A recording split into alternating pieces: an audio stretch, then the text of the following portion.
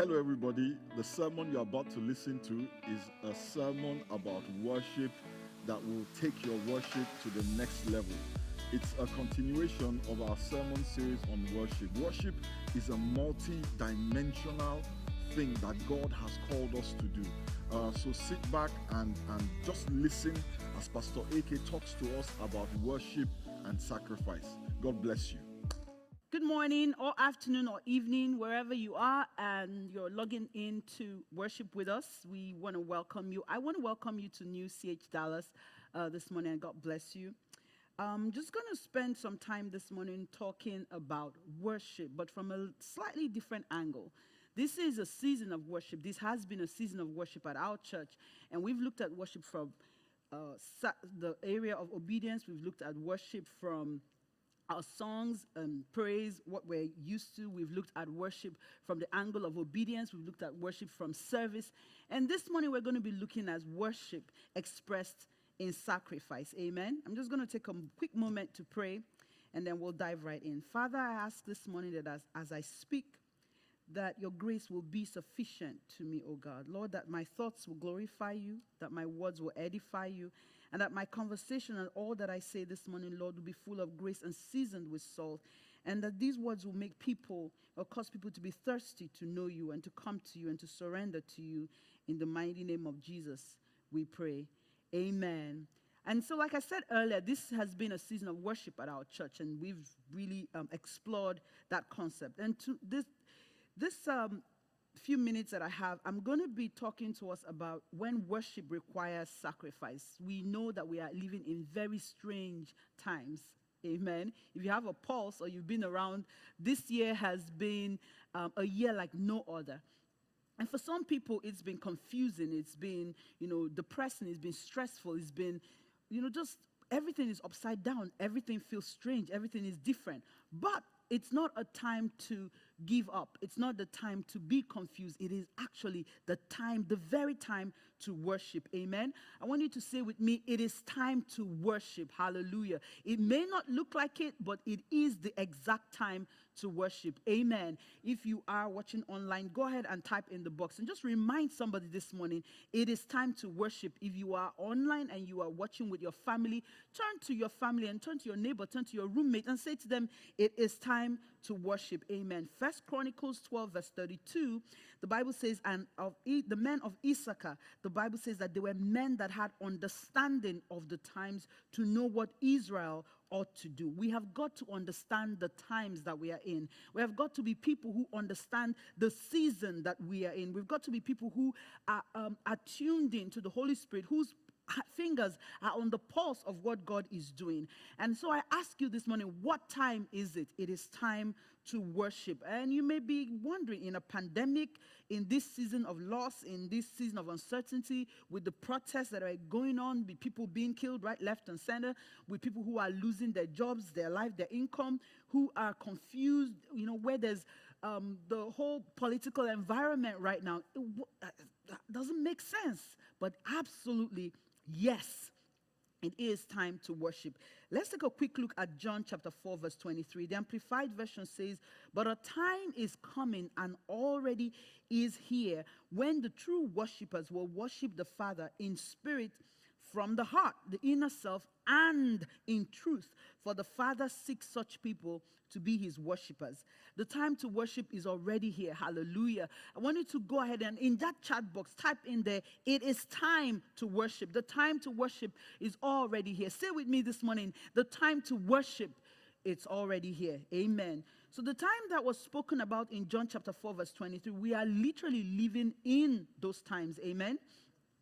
Now, take a moment and just pay attention to this. That verse speaks of two things, in spirit and in truth. Worshiping in spirit and in truth. And those are two completely different things. Now, if you look at the Greek version, the word that was used to describe spirit, or the word that is interpreted as spirit, is a word called pneumati. Pneumati simply means the spirit or the soul of a person. And it's the same word that is translated a lot of the time in the Bible to mean from the heart. It simply means your innermost being, deep, deep down within you. In Mark chapter 12, verse 33, the Amplified Version says, to love him that is to love God with all your heart, with all your understanding, and with all your strength. And to love your neighbor as yourself is more important than all burnt offerings and sacrifices. So this is paramount. We've got to worship God in spirit and in truth. That means your heart, your mind, your emotions, your soul, your will, everything that makes you you worships. So I want to ask you this morning, is your heart in the game? Is your heart in your worship? Is your head in your worship? Is your strength in your worship? Is your will involved in your worship? Is your understanding? Is your soul, your heart, the innermost parts of you, are they involved in your worship? Or are you operating simply from out of a sense of duty? I'm a Christian. This is what we do. Matthew 15 verse 8 says, these people draw near to me with their mouths and honor me with their lips, but their hearts hold off and are far away from me. Can you imagine when you draw close to somebody verbally and you honor them with the things that you say, but then the Bible says that their hearts hold off and are far away from me? I want to ask you this morning, is your heart holding off? Are you shutting off a part of you from God? Are you totally surrendered? Or are there still parts of you that where you're doing your own thing? And I want to ask you this morning, the same way that, I don't know if you've ever watched those, natural or nativity shows or geographic shows, National Geographic shows where they're showing animals like pretty much running around, and the owner or the farmer or whoever or the hunter needs to corral them together. That's exactly what we have to do with our hearts. We sometimes have to go after our hearts and literally pull it back to the Lord, and the Bible says set our hearts on him. This is what makes Christianity sweet. This is what makes worship alive. This is what makes it as different from just being boring and dry and dusty to being alive and vibrant. And this is the kind of Christianity that attracts souls to God. Amen. Now, I said the first thing was to worship in spirit, and then the second thing is we have to worship in truth. Now, the Greek word that is translated as truth in that passage is aletheia. Aletheia, and that means the state of not being hidden, the state of being evident or verifiable, a fact or reality. So our worship must not only be in spirit. Some of us have that part down, we've got it. We are truly worshiping God from the inside, from everything that we are. But are we worshiping him in truth? Is your worship for real? Amen. Is your worship for real? Is your worship not hidden? Is your worship evident? Is your worship verifiable? Can we check it? Can we see, literally this is the proof of your worship? Is it fact? Amen. I have a friend who, whenever you say something, some people will be like, word, but she just says facts. And that means we can't argue with it. Is your worship, is it fact? Are you a Christian? The word Christian actually means to be Christ-like. Now, we weren't the ones who originally called ourselves Christians. That word came from people, the neighbors and people who had seen those in the Bible that had walked with Jesus, saying to themselves, these people remind us of that man Christ. These people are like Christ. And they began to nickname them Christians. So I want to ask this morning, if you were arrested for being a Christian, and I know you may have heard that old joke, but think about it again. If you were arrested for being a Christian, will there be enough evidence to convict you? Amen? Or is it just the things that you say? You claim to be a Christian, but is there evidence? Are you all mouth and no action? Is it just the songs that you sing, the stuff that you wear, the things that you post on your social media pages? Or are you a Christian in truth? So then if I say to you, you've got to worship in truth, then I have to take us back and what is worship? Amen? Worship is the feeling or expression. Now, pay attention to that word expression, because in your heart, worshiping in your spirit means to feel it. Amen? For it to come from the inside. But worshiping in truth is the expression of your reverence and adoration for a deity or a God. Amen? It means to show reverence or adoration or to honor a God. And sometimes I want to tell you that requires sacrifice because it is an expression. It's not just what you feel, it's got to also be expressed. So what is the truth? And that's where I'm going this morning. I want to tell you that the truth of the matter is that sometimes your worship will cost you something. I want to tell you a quick story, and I'm not going to read the whole passage, but if when you have time at home, go ahead and read through it. It's First Chronicles chapter 21. And in this story, David was the king at the time, and David was literally, by according to the Bible, incited by the devil to do a count or a census of Israel, especially the warriors, against God's wishes. I want to remind us, sometimes we have to be careful about the difference between a good idea and God's idea. Amen. And so God is upset and really angry with David, and God strikes Israel with a plague. And David, in full repentance, goes to God and begins to repent to the Lord and begins to ask the Lord to stay his hand and to remove his punishment from Israel. And so God sends an angel to instruct David to build an altar and sacrifice on the threshing floor of a man named Ornan the Jebusite. Now look at verse 22 and verse 24. The Bible says in the Amplified Version, then David said to Ornan, give me the site of this threshing floor so that I may build an altar on it to the Lord. You shall charge me the full price for it so that the plague may be averted from the people. And then in verse 23, Ornan says to David, take it for yourself and let my lord the king do what is good in his eyes. See, I will give you the oxen also for burnt offering, and the threshing sledges, the heavy wooden platforms for wood, and the wheat for the grain offering. I give it all to you. So I'll give you the threshing floor, I'll give you the animals to sacrifice, I'll give you the stuff to light the fire, the wood, I'll give it to you all. But in verse 24, David says something very interesting. King David said to Ornan, no, I would certainly pay full price, not even a discount, because I will not take from you what is yours for the Lord, nor offer a burnt offering which costs me nothing. The Message version says, I am not going to offer God sacrifices that are no sacrifice. Hallelujah. Imagine that. God instructs you to do something or to give him something, and you're being offered all of it for free, everything that you need. And you say, nah, I will pay full price, not even a discount. I will pay full price because I can't not give the Lord a sacrifice that is no sacrifice. I can't not give the Lord something that didn't cost me anything. Amen. To sacrifice means to offer up or to lay down. It's not by force. It's a free will. It's by your free will. And in some cases, it actually means to kill. Back before the advent of Christ, before the coming of our Lord Jesus Christ, it meant to sacrifice bulls and goats and animals and certain gifts to the Lord or to the God that each person was serving. Because don't forget, in those days, it wasn't only God that people worshiped. People also worshipped other gods, small g. And so when you think about that, to lay down, to offer up, to give something that is of value in order to express that worship that came from your heart. Amen. Now there are 5 forms of worship, 5 very common forms of worship through sacrifice. And I'm just going to run through them really quickly this morning because the last one is the one where I really want us to focus. Amen. The first one that the Bible speaks of is the sacrifice of thanksgiving.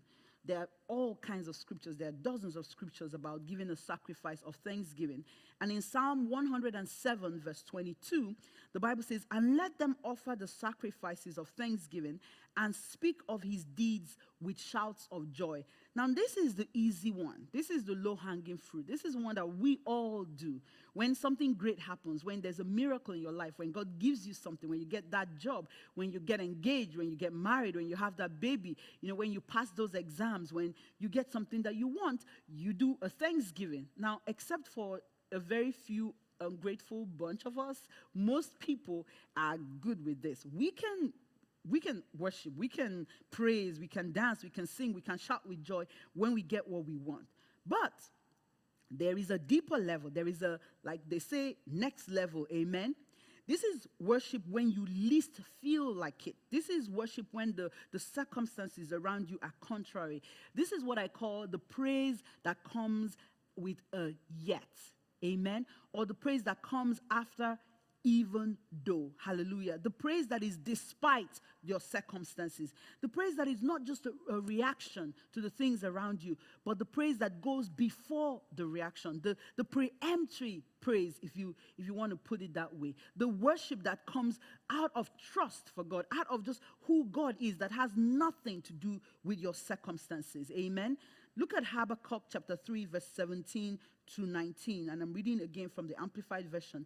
It says, though the fig tree does not blossom, and there is no fruit on the vines, though the yield of the olives fail, and the fields produce no food, though the flock is cut off from the fold, and there are no cattle in the stalls. Hallelujah. Now, I may add, because for most of us in 2020, we're not farmers. We don't really know too much about cattle. We're not very concerned about fig trees.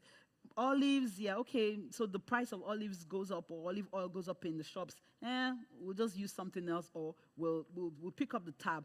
But for people in those days, this was literally a death sentence. This meant drought. This meant famine. This meant there was nothing. It was a devastation all around them. So I want to use some terms that we may be a little bit more familiar with in this present day and time. So though COVID ravages nations, though marriages are struggling, though we may be, overwhelmed or feel overwhelmed or struggling and fighting with depression and anxiety, though we may have lost jobs, though we may have lost incomes, though we may be tired or lonely or afraid or feel disconnected from everyone around us, though the bills are mounting, though things have been postponed and weddings and celebrations, though it's, perhaps your 40th or your 50th or a landmark 30th birthday, and you can't have a party this year because of what's going on around you. The Bible says in verse 18, yet, hallelujah, yet I will choose to rejoice in the Lord. I will choose to shout in exultation in the victorious God of my salvation. The Lord is my strength, my source of courage, my invincible army. He has made my feet steady and sure like hinds' feet, and he makes me walk forward with spiritual confidence upon my high places of challenge and responsibility. The second kind of worship or sacrifice of worship is when you worship despite the yet, when you worship even though. Now look at the third one, the sacrifice of brokenness or repentance. The Bible in Psalm 51 verse 17 says, my only sacrifice that is acceptable to God is a broken spirit, a broken and a contrite heart, broken with sorrow for sin and thoroughly penitent or repentant. Such, O God, you will not despise. For some of us, we're in a place where we have literally lived our life for ourselves. And what we need to offer God this morning is the sacrifice of brokenness, the sacrifice of repentance, the sacrifice of really accepting where we have gone wrong. And in some cases, it's about things that we should have done that we did not do. And in some other cases, things that we should not have done that we have done. Amen. Now, the fourth one is sacrificial giving. And Hebrews 13, verse 15 says, therefore, let us offer through Jesus a continual, perpetual, constant sacrifice of praise to God, proclaiming our allegiance to his name. And then look at verse 16. I love this. It says, and do not forget to do good and to share with those in need. These, not just your sacrifice of praise, not just your sacrifice of worship, but your sharing and doing good and sharing with those who are in need. These are the sacrifices that please God. So do you want to be a God pleaser? Do you want to be a man or a woman after God's heart? Then it has to be important to you to also give sacrificially. Sometimes your giving will hurt. Sometimes your giving will not be convenient. Sometimes you will need to give not just out of the abundance or the extra or the cream on top. Sometimes you may have to dig in and give from the bottom. Sometimes you might have to give and it's inconvenient and it pinches. It may hurt, but that is what the sacrifice of giving is. Amen. And then the last one, the fifth one, amen, is the ultimate sacrifice, which is the sacrifice of self. Hallelujah. In Romans chapter 12, verse 1, the Amplified Version says, therefore, I urge you. I love this because I looked through this same scripture in several versions, and there was just a common thread that ran through all of it. It would say, I urge you, I beg you, I plead with you, my brothers and my sisters, by the mercies of God, to present your bodies, dedicating all of yourselves, set apart as a living sacrifice. Hallelujah. This is a sacrifice that is not dead, but is alive. This is a sacrifice that is constantly given, is constantly pouring forth, is constantly, literally, a tool in the hands of God at all times. And this is where I'm going to settle just for the next few minutes. And I'm going to just try to bring this home to us. And this is the fifth one. This is the last one. The ultimate sacrifice of self.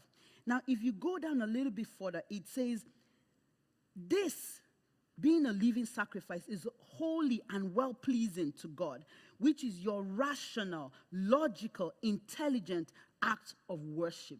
Amen? Look at that. And do not be conformed to this world any longer with its superficial values and customs, but be transformed and progressively changed as you mature spiritually by the renewing of your mind and focusing on godly values and ethical attitudes so that you may prove for yourselves. Remember how I talked about how your worship, there needs to be proof of your worship, that there has to be evidence of your worship. Amen? This, hallelujah, this is how you prove for yourselves what the will of God is, that which is good and acceptable and perfect in his plan and his purpose for you. Amen. A living sacrifice. The Amplified Version, the current one, actually says, I appeal to you, brethren, and I beg you, in view of all of the mercies of God, make a decisive dedication. Look at that word, dedication, of your bodies, presenting all your members and faculties, that is everything that you are and everything that you have, as a reasonable, as a living sacrifice, holy, devoted, consecrated, and well-pleasing to God, which is your reasonable, rational, intelligent service and your spiritual worship. I love these versions because it keeps using that word intelligent, rational, you're reasonable. That means that in a day where there's so much knowledge, in a day where there's so much intelligence, that we actually even have artificial intelligence, in the day of computers and 4G and 5G and 6 and 7 maybe coming, all of that great stuff, in the days of computers and high-speed internet, in the days, and I can say this because I was born in those days where I was born pre-dial-up, actually. I was born where if you wanted information, you brought down your encyclopedias. In these days of so much knowledge, it is saying that the only reasonable thing, your only reasonable response to God is to give him your life, to be a living sacrifice. Look at the NIV, New International Version. It says, in view of God's mercy, offer your bodies as a living sacrifice, holy and pleasing to God. This is your true and your proper worship. This is worship in truth. For a lot of us, we've got the worship from the Spirit down pat. We understand that. But how about the worship in truth? The Living Bible says, when you think of all that God has done for you, is this too much to ask? Amen. This is the worship that is audacious, that does crazy things for God. This is the worship that challenges the world out there. This is the worship, not the things that we say. This is the worship that makes people want to listen to you. It's not the rules and regulations. It is when your life literally exemplifies Christ. Amen. An interesting thing that I want to leave you with, the thought I want to leave with you as I start to round up, is that the gospel that we preach these days, the gospel of convenience and convenient worship, is dangerous. Hallelujah. It is disappointing and it can be disastrous. Can you help me on the keys, please? Thank you. And the model that the Bible lays out for us is completely contrary to a lot of what we are doing now. The gospel of convenience, it's not the gospel that the Bible describes. The model that Jesus gives us is the kind of worship that asks for your all. Amen? Now, I'm almost scared to say this out loud, but think about this for a second. Look at the little boy with the 5 loaves and 2 fish. Think about that for a second. Now, Jesus, knowing fully well what he was going to do, says to the people, we have 5,000 just men here, not counting women and children, and we need to feed them all.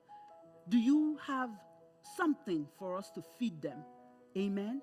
And the disciples are like, that's crazy. Like, I mean, it would need months of wages. We couldn't even pay for this all. And Jesus goes ahead and asks the question because he knows what he's about to do.